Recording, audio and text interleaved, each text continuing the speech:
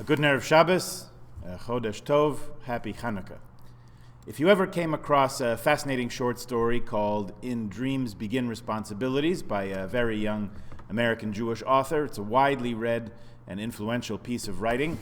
A young man in the story is walking along and steps into a movie theater and begins to watch an old movie, clearly made a long time ago. He soon recognizes that his parents are the central figures in the film, and to his amazement, the movie is a documentation of their courtship and their early relationship. The young man watches and sees so many flaws in his parents' relationship from its earliest stages, he's moved to jump up in the theater and start shouting at the figures on screen, at which points the ushers eject him from the theater. We're beginning in dreams in this week's Parsha, as we began last week, and let's also talk about responsibilities a bit.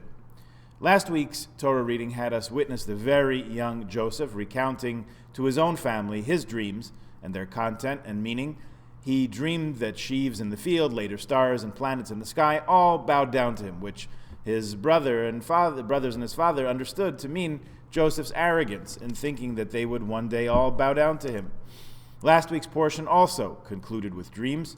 Joseph found himself in prison on account of the accusations of Mrs. Potiphar, the boss's wife, who accused him of having made an advance on her, when in reality it was the opposite. In prison, Joseph encounters two disgraced former servants of the king who came to him with their own troubling dreams. Joseph was able, seemingly effortlessly, to interpret their dreams for them, and by the end of Parshas Vayeshev, his interpretations were shown to be correct. Dreams again begin the Parsha this week, and responsibilities follow. Pharaoh, the ruler of Egypt, is unable to sleep. He's made restless by disturbing dreams about fat and thin cows, about stalks of grain, also fat and thin, all consuming one another. None of the soothsayers in his court are able to interpret Pharaoh's dreams to his satisfaction. So one of the former disgraced servants, now restored to his former position, recalls that a Hebrew youth whom he met in prison is quite gifted with insightful dream interpretation. Pharaoh calls for this young psychiatrist to be released from prison, and in short order, Joseph's interpretations are examined and deemed worthy, and as such, he's placed in command over the entire Egyptian economy, tasked with staving off the agricultural and economic catastrophe that the dreams portended in his reading of them. Joseph's granted broad responsibility. He's given a chariot and a driver, a wife, a new name, and the seals of authority, of power that give him vice-royalty authority over the entire land.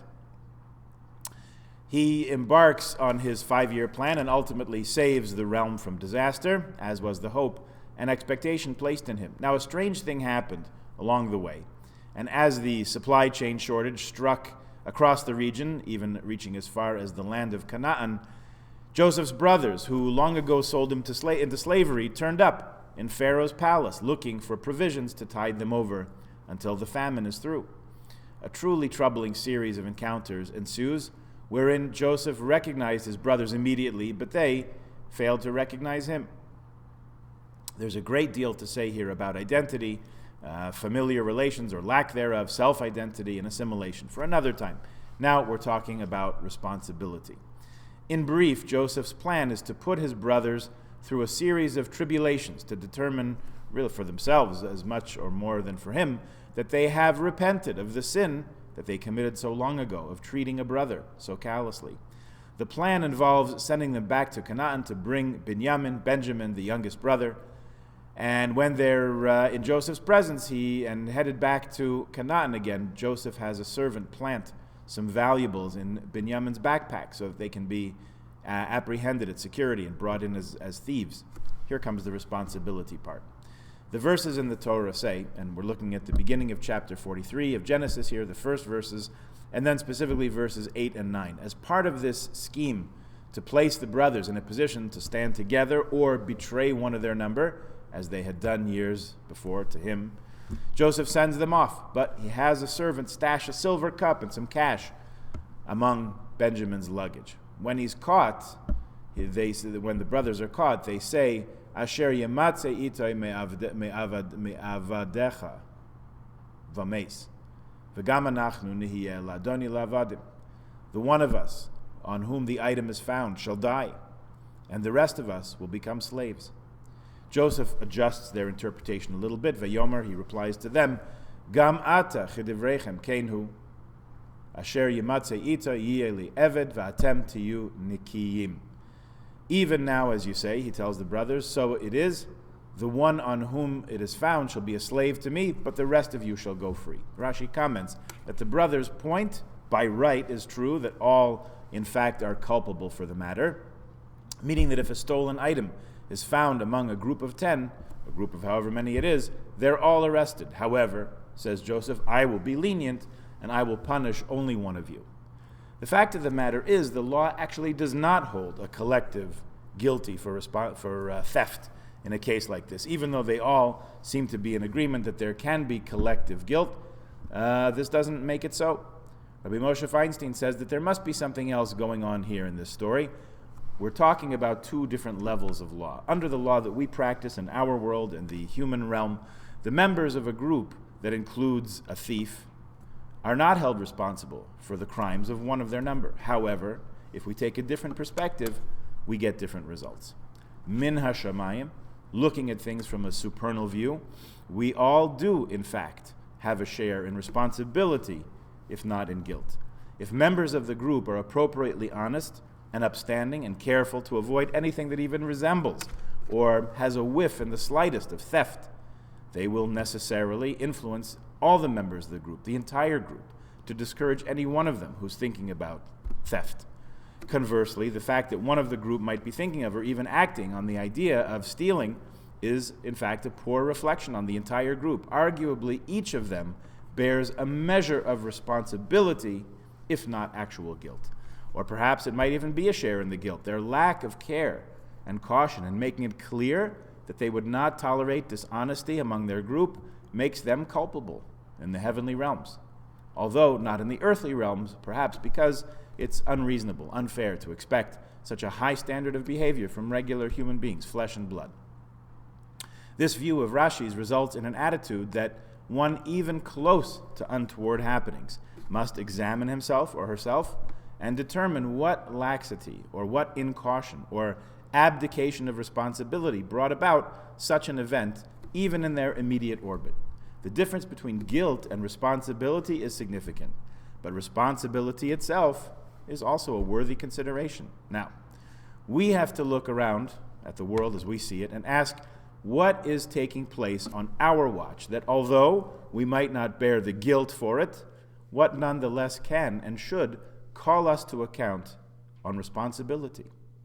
On the global scale, there's certainly any number of persecutions, human rights catastrophes, and even attempted genocides, from Syria to China and many other places. We discussed some of those in recent weeks, and we most definitely ought to raise our voices in protest because we know from our own history what is the price of silence. Now, none of us is powerful enough to influence another country's domestic agenda, but that's not the point. We might not be guilty, but we are responsible to do whatever we can. All of us acting together has more impact than just one.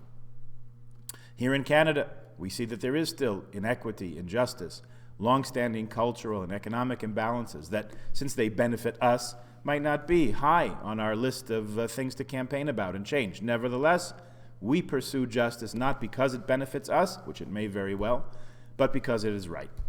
If a free society cannot help the many who are poor, it cannot save the few who are rich. This time of year in particular, around Chanukah time, when we celebrate and thank God for divine help in ensuring the triumph of the weak over the strong, the few over the many, the pure over the impure, as it says in our prayers, Ala Nisim, we ought to find inspiration and inspiration in the responsibility that we saw a small band of Jews, Kohanim no less, to turn back the tides of Assyrian oppression. They did not accept the situation as it was, did not shirk the obligation to stand up to a challenge, did not avoid the burden of action. In their responsibility began the dream of their victory and the ongoing hope of Jewish self-government and autonomy.